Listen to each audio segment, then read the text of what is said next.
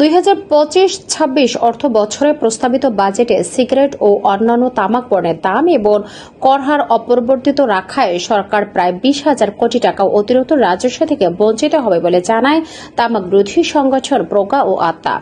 এতে তামাকের ব্যবহার কমার পরিবর্তে তরুণদের মধ্যে এর প্রতি আসক্তি আরও বাড়ার আশঙ্কা করা হচ্ছে। বিশেষজ্ঞদের মতে দেশের সিগারেট বাজারে প্রায় 80% দখল করে আসছে নিম্ন ও মধ্য স্তরের সিগারেট।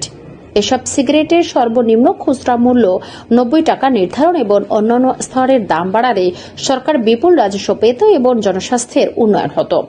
প্রস্তাবিত বাজেটে বিড়ি, জর্দা ও গুলের দামও অপরিবর্তিত রাখা হয়েছে, যা দরিদ্র জনগোষ্ঠী বিশেষ করে নারীদের ধোঁয়াবিহীন তামাক ব্যবহারে উৎসাহিত করবে, ফলে তাদের স্বাস্থ্য ঝুঁকি বাড়বে। তবে কিছু ইতিবাচক পদক্ষেপও নেওয়া হয়েছে।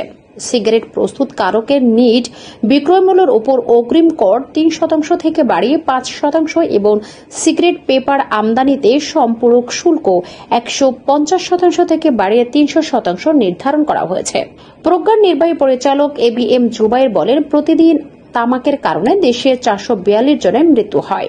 প্রস্তাবিত বাজেটে তামাক বিরোধী প্রস্তাবগুলো বাস্তবায়িত হলে সরকার রাজস্ব পেত এবং প্রায় 17 লাখ মানুষ অকাল মৃত্যু ঠেকানো যেত।